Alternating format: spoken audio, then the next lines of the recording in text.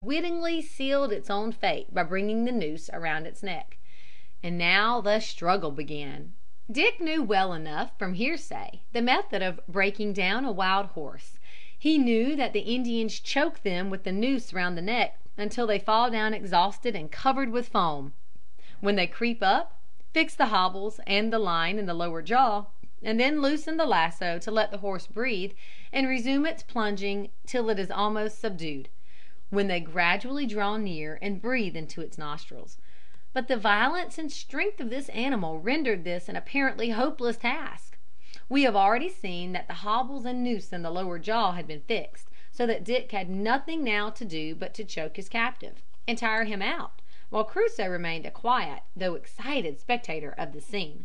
But there seemed to be no possibility of choking this horse. Either the muscles of his neck were too strong, or there was something wrong with the noose which prevented it from acting, for the furious creature dashed and bounded backwards and sideways in its terror for nearly an hour, dragging Dick after it, till he was almost exhausted, and yet at the end of that time, although flecked with foam and panting with terror, it seemed as strong as ever. Dick held both lines, for the short one attached to its lower jaw gave him great power over it. At last he thought of seeking assistance from his dog. "Crusoe!" he cried. "Lay hold, pup!" The dog seized the long line in his teeth and pulled with all his might. At the same moment Dick let go the short line and threw all his weight upon the long one. The noose tightened suddenly under this strain, and the mustang, with a gasp, fell choking to the ground. Dick had often heard of the manner in which the Mexicans break their horses, so he determined to abandon the method which had already almost worn him out, and adopt the other, as far as the means in his power rendered it possible. Instead, therefore, of loosening the lasso and recommencing the struggle, he tore a branch from the neighboring bush, cut the hobbles, strode with his legs across the fallen steed, seized the end of the short line or bridle, and then, ordering Crusoe to quit his hold, he loosened the noose which compressed the horse's neck, and had already well nigh terminated its existence. One or two deep sobs restored it, and in a moment it leaped to its feet with Dick firmly on its back. To say that the animal leaped and kicked in its frantic efforts to throw this intolerable burden would be a tame manner of expressing what took place. Words cannot adequately describe the scene. It reared, plunged, shrieked, vaulted into the air, stood straight up on its hind legs, and then almost as straight upon its fore ones, but its rider held on like a burr. Then the mustang raced wildly forwards a few paces, then as wildly back, and then stood still and trembled violently. But this was only a brief lull in the storm, so Dick saw that the time was now come to assert the superiority of his race. "Stay back, Crusoe, and watch my rifle, pup," he cried, and raising his heavy switch, he brought it down with a sharp cut across the horse's flank, at the same time loosening the rein, which hitherto he had held tight. The wild horse uttered a passionate cry and sprang forward like the bolt from a crossbow. And now commenced a race, which, if not as prolonged, was at least as furious as that of the far famed Mazeppa. Dick was a splendid rider, however, at least as far as sticking on goes.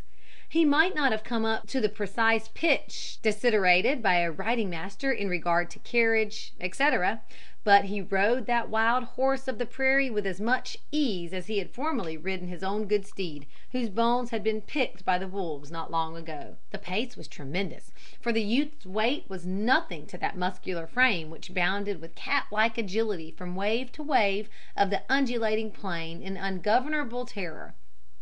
In a few minutes the clump of willows where Crusoe and his rifle lay were out of sight behind. But it mattered not, for Dick had looked up at the sky and noted the position of the sun at the moment of the starting. Away they went on the wings of the wind, mile after mile over the ocean-like waste, curving slightly aside now and then to avoid the bluffs that occasionally appeared on the scene for a few minutes, and then swept out of sight behind them.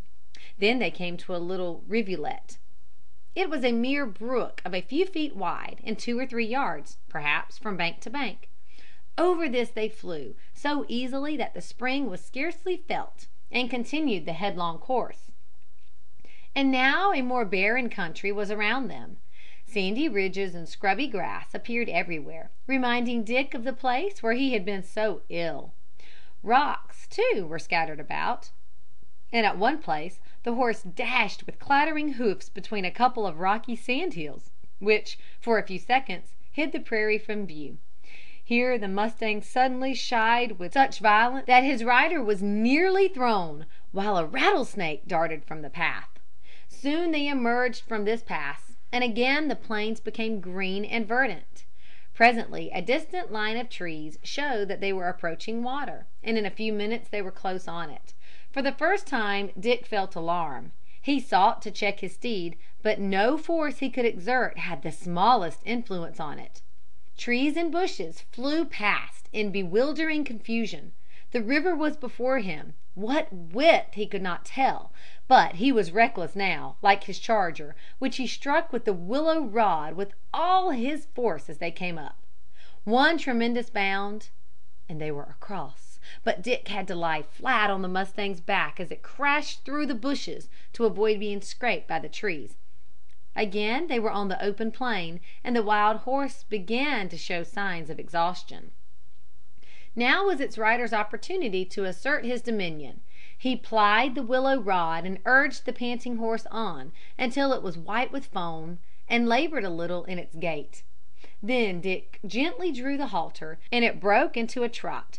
Still tighter, and it walked, and in another minute stood still, trembling in every limb. Dick now quietly rubbed its neck and spoke to it in soothing tones. Then he wheeled it gently round and urged it forward. It was quite subdued and docile. In a little time they came to the river and forded it, after which they went through the belt of woodland at a walk. By the time they reached the open prairie, the mustang was recovered sufficiently to feel its spirit returning, so Dick gave it a gentle touch with the switch, and away they went on their return journey.